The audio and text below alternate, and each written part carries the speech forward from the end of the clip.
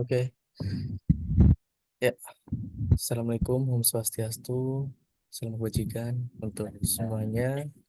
Di sini kita dari kelompok 4 untuk mau mempresentasikan soal proposal ya atau update proposal yang telah kita buat gitu kan.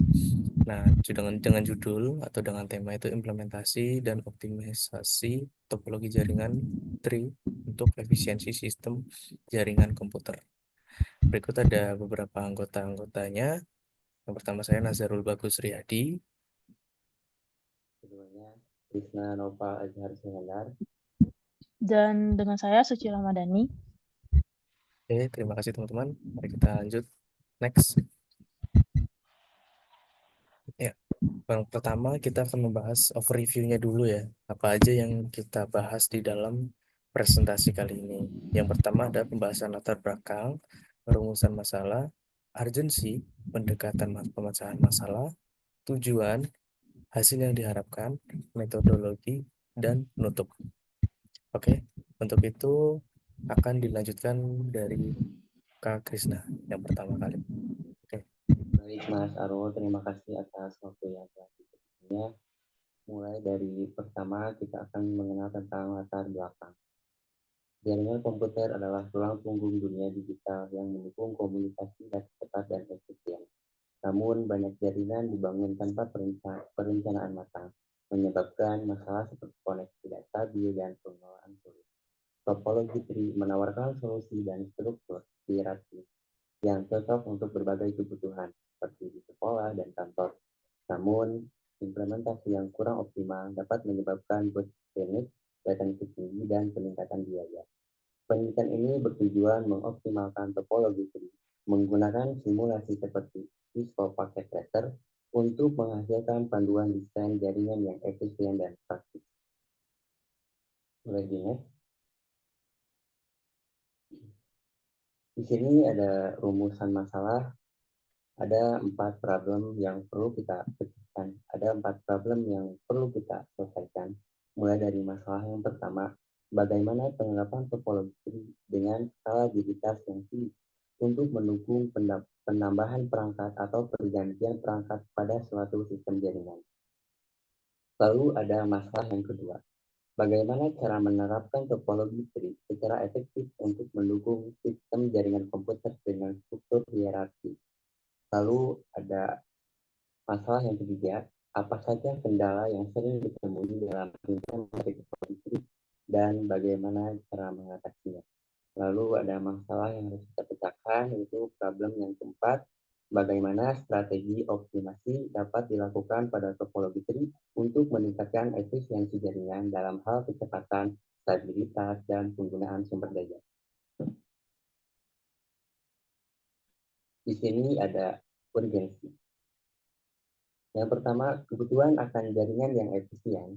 Dalam era digital, jaringan yang lambat atau tidak stabil dapat menghambat produktivitas, terutama dalam skala besar seperti institusi pendidikan atau perusahaan. Lalu yang keduanya adalah manfaat topologi tree, di mana manfaat topologi tree memiliki potensi besar untuk diterapkan pada berbagai jenis jaringan, tetapi membutuhkan perencanaan yang baik agar dapat bekerja secara optimal.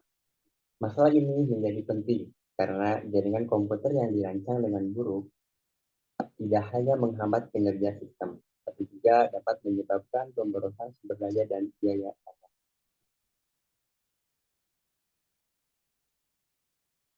Lalu ada pendekatan pemecahan masalah. Di sini kita mempunyai sebuah pendekatan yang tujuannya untuk bisa jadi sebagai pemecahan masalah di metode nantinya. Yang pertama ada analisis implementasi, di mana dalam analisis implementasi ini mempelajari desain jaringan berbasis topologi tree yang sudah ada untuk mengidentifikasi kelebihan dan kekurangan. Dan yang kedua adalah simulasi dan uji coba, menggunakan aplikasi Cisco Packet Tracer untuk mensimulasikan implementasi topologi tree dalam skenario jaringan yang berbeda, seperti kantor dan sekolah. Lalu ada pendekatan yang ketiganya, yaitu adalah strategi optimasi. di mana dalam pendekatan strategi optimasi ini mengembangkan langkah-langkah praktis untuk memperbaiki desain jaringan, seperti pengaturan jalur data yang lebih efisien, konfigurasi ulang perangkat, atau penerapan teknologi tambahan seperti firewall dan load balancer. Boleh di next. Lalu di sini ada tujuan kegiatan. Di sini adalah tujuan kegiatan kita menggunakan topologi jaringan. Yang pertama, tujuan kegiatan ini adalah menciptakan sistem jaringan yang struktur dan mampu mengoptimalkan aliran data, sehingga meminimalkan hambatan atau latensi dalam proses komunikasi antar perangkat.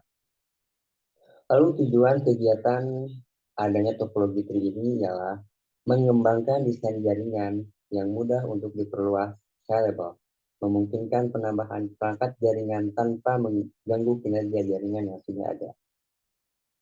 Lalu tujuan yang ketiga adalah mengurangi pemborosan bandwidth dan meningkatkan pemanfaatan perangkat keras jaringan dengan memanfaatkan keunggulan hierarki pada topologi tree. Lalu tujuan yang keempat adalah mengidentifikasi dan mengimplementasikan metode redundancy dalam topologi tree. Boleh di next.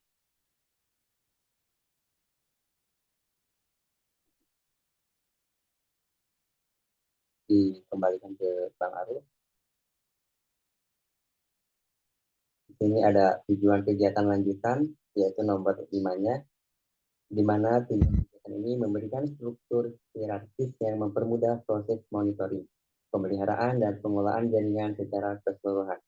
Yang keenam, mengoptimalkan desain jaringan agar lebih hemat biaya dalam jangka panjang, baik dari segi instalasi, operasional, maupun pemeliharaan. Selanjutnya, tujuan kegiatan ini memberikan wawasan dan pelatihan bagi teknisi atau pengelola jaringan dalam mendesain, mengimplementasikan, dan mengoptimalkan topologi tree sesuai dengan kebutuhan organisasi. Tujuan kegiatan selanjutnya adalah memastikan bahwa data dapat diakses dengan cepat dan efisien melalui jalur komunikasi yang terorganisasi dengan baik dalam struktur topologi tree. Dan yang terakhir atau yang ke-9, menyediakan sistem dengan toleransi kesalahan lebih tinggi untuk mencegah kegagalan total jika salah satu bagian dari jaringan mengalami masalah. Boleh di next.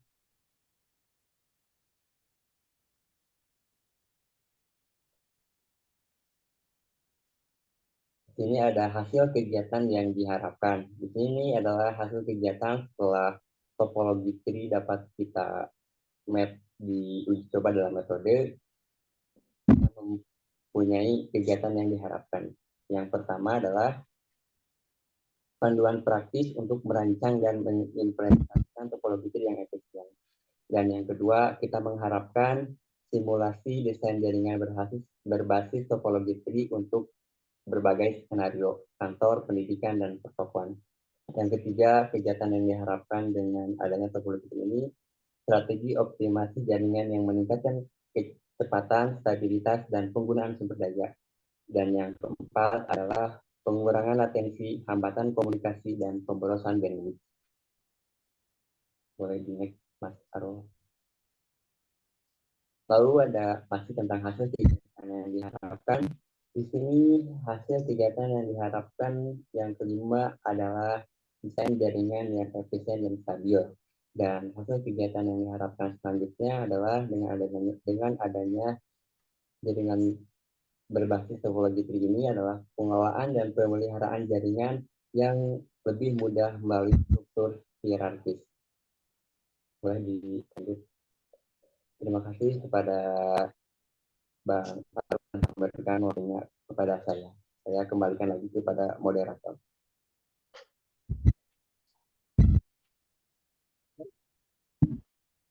Oke, terima kasih Kak Krisna. Oke, untuk ini kita lanjutkan ke Kak Suci mungkin ya, buat halaman. Ya, terima kasih. Berikutnya, saya akan menjelaskan mengenai bagian metodologi. Nah, di bagian metodologi ini, kami akan saya akan membahas mengenai tahap-tahap yang akan kami gunakan untuk mendapatkan sistem yang baik gitu. Nah, yang pertama tentunya kami akan melakukan studi literatur, di mana studi ini menunjang penelitian dilakukan menjadi dasar dan landasan terhadap perancangan dan pengetesan gitu. Nah, literatur yang digunakan di sini adalah topologi jaringan tree. Maksudnya di sini kami telah mendalami mengenai materi topologi jaringan tree. Selanjutnya adalah arsitektur jaringan, dan selanjutnya adalah protokol jaringan, dan yang terakhir adalah manajemen jaringan. Nah, di sini juga bisa kita lihat ada diagram yang metodologi yang kami gunakan gitu. Berikutnya setelah studi literatur itu ada analisis kebutuhan. Nah, analisis kebutuhan ini sendiri mencakup dua bagian, yaitu ada kebutuhan fungsional dan kebutuhan non-fungsional. Nah, berikut ini saya juga akan menjelaskan kebutuhan fungsional sistem itu apa-apa saja gitu. Yang pertama itu ada yang kami menggunakan sistem jalur dan mengelompokkan jaringan untuk mencapai tujuan dari host yang telah ditentukan pada topologi jaringan tree. Yang kedua adalah sistem ini memilih dan membagi jalur switch, dan membagi jalur berdasarkan jalur rute VLAN pada satu switch yang didistribusikan dari switch core pada jaringan tersebut. Nah, berikutnya bisa dilihat juga yang ketiga adalah perancangan sistem. Sebelum membahas mengenai perancangan sistem, saya juga akan menjelaskan kebutuhan non-fungsional. Yang pertama itu ada perangkat keras, yaitu tentunya kita harus menyediakan komputer laptop dengan spesifikasi minimal CPU Intel Core i5, dan kemudian ada RAM minimal 4 GB dan SSD 120 GB. Berikutnya adalah perangkat lunak. Nah, perangkat lunak yang kita gunakan di sini itu berupa aplikasi Cisco Packet Tracer yang digunakan untuk aplikasi simulasi jaringan. Nah, berikutnya juga ada sistem operasi, yaitu boleh menggunakan Windows, Linux, ataupun Mac OS. Nah, yang ketiga itu ada perangkat virtual, apa saja yang diperlukan pada Cisco Packet Tracer atau lab-nya gitu. Pertama itu ada Cisco ISR4331/K9, itu adalah router core, yang kemudian kita juga menggunakan Cisco WSC296024TTL atau switch distribusi dan akses, dan kemudian kita juga menggunakan server PT, DNS server atau DNS server, yang kemudian juga server PT-nya web server. Kemudian juga ada printer PT atau virtual printer, dan seterusnya kita menggunakan PC PT atau virtual PC gitu. Nah, berikutnya untuk bagian perancangan sistem saya kembalikan kepada moderator. Oke, terima kasih Kak Suci udah menjelaskan terkait kelanjutannya. Saya lanjutkan tentang metodologi perancangan sistem. Oke, yang pertama, perancangan sistem membuat langkah-langkah perancangan yang dapat memenuhi analisis kebutuhan yang telah dilakukan. Nah, contohnya ada alurnya ya. Yang pertama adalah dari mulai studi literatur, kita ngambil data-data dari berbagai sumber ya, dari internet. Kemudian untuk analisis kebutuhan, kita menganalisa kebutuhan-kebutuhan yang sering terjadi dalam suatu company atau suatu perusahaan ya, atau mungkin suatu instansi sekolah mungkin bisa gitu.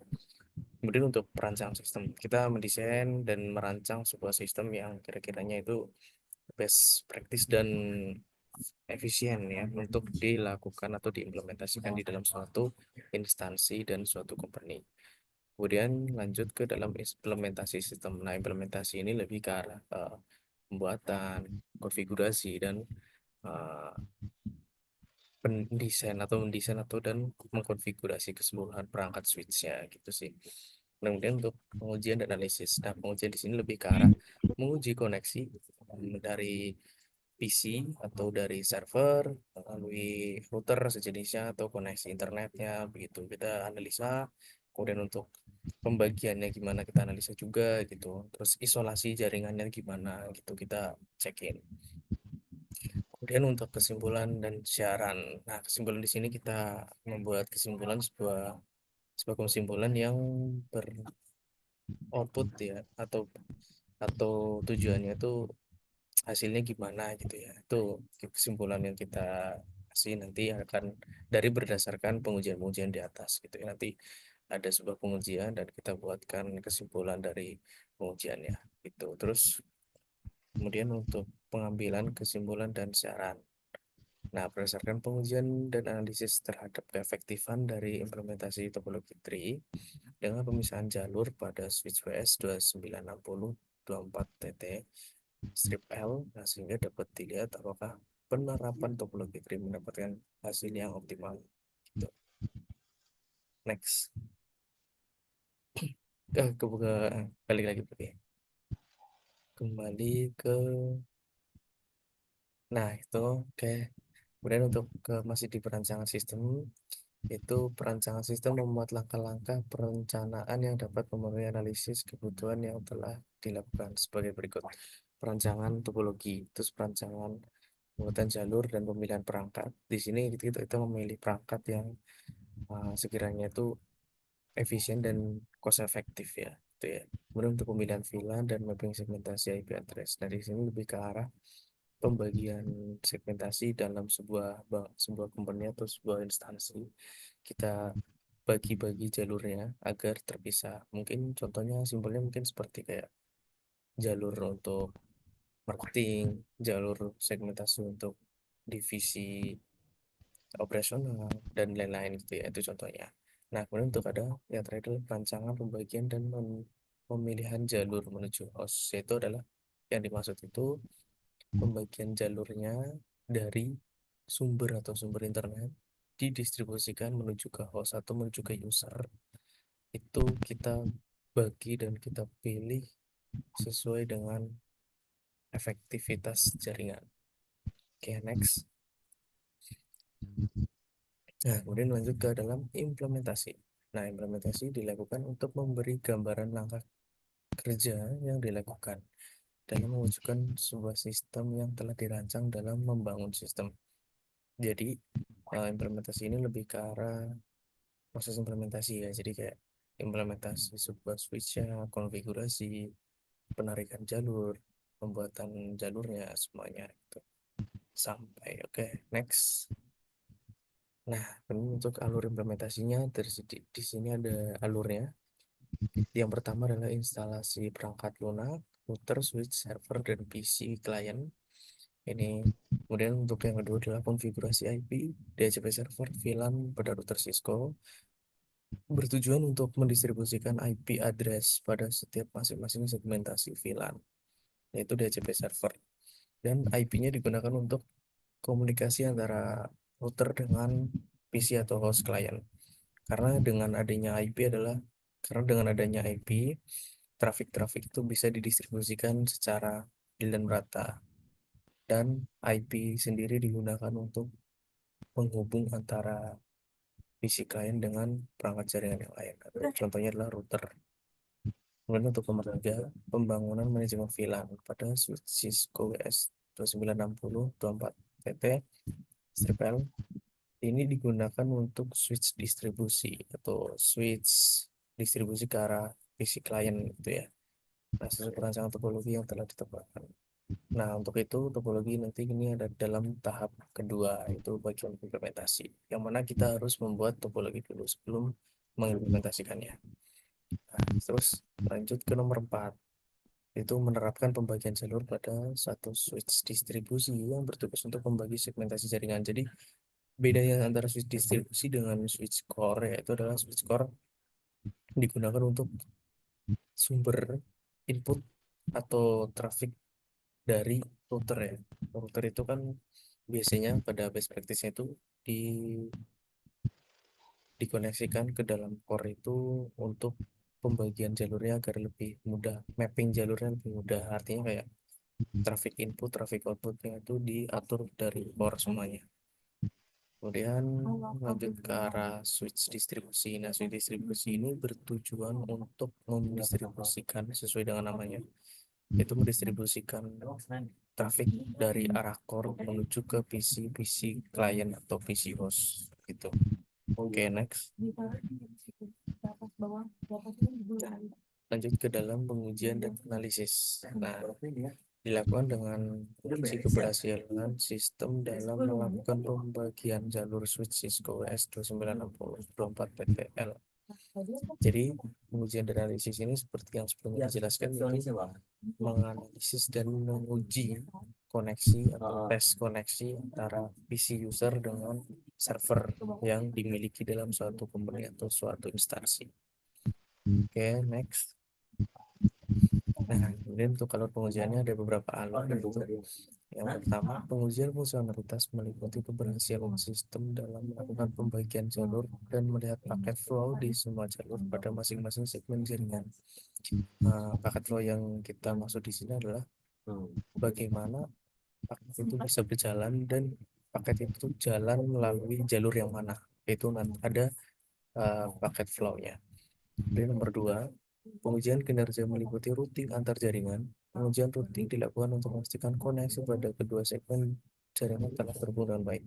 Artinya, di dalam sebuah company atau sebuah instansi itu pastinya punya banyak segmen atau lebih dari satu segmen, yang mana ketika kita menghubungkan satu segmen dengan segmen yang lainnya itu membutuhkan sebuah routing, dan routing itu digunakan untuk menghubungkan antara segmen satu dengan segmen lainnya dan dihubungkan oleh perangkat bernama router. Kemudian lanjut ke bagian nomor 3, itu pengujian DNS dan web server. Nah, DNS server ini berfungsi untuk meresolve atau mentranslasikan, menerjemahkan sebuah domain menjadi alamat IP. Karena di dalam suatu jaringan yang dikenal adalah menggunakan alamat IP, sehingga kita membutuhkan sebuah DNS server untuk sebagai kayak contohnya itu kayak database server, database DNS lah ya, yang menampung semua domain-domain ada di seluruh dunia. Contohnya DNS server. DNS server itu adalah 888 ya, itu punyanya Google. Nah, si DNS server ini berfungsi untuk menerjemahkan domain atau teks ya. Domain kan berbentuk teks gitu ya. Nah, itu kita berbentuk dari teks itu, dari domain diterjemahkan dalam bentuk IP. Dan kemudian ada web server. Web server ini digunakan untuk menghosting sebuah halaman web atau yang kita sebut biasanya kita google.com, nanti akan dialihkan dalam sebuah website gitu ya. Nah, ini fungsinya adalah fungsi dari web server. Web server itu untuk menghosting sebuah website tadi. Begitu. Next. Nah, kemudian untuk pengambilan kesimpulan dan saran. Nah, berdasarkan pengujian dan analisis terhadap keefektifan dari implementasi topologi tree dengan pemisahan jalur pada switch WS2960-24TT, sehingga dapat dilihat apakah penerapan topologi tree mendapatkan hasil yang optimal, yaitu dengan cara menguji dan menganalisa tes koneksinya. Gitu. Oke, mungkin presentasi sudah selesai. Terima kasih rekan-rekan semuanya. Untuk itu, presentasi kami cukupkan. Ya, terima kasih. Oke.